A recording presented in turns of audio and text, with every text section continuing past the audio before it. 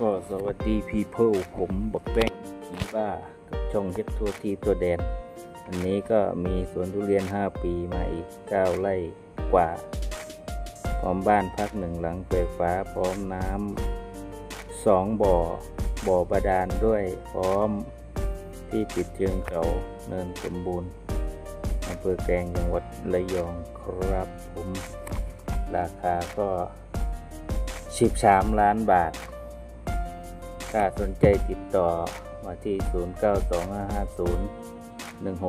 0925501676 ครับคุณอิ๋วครับผม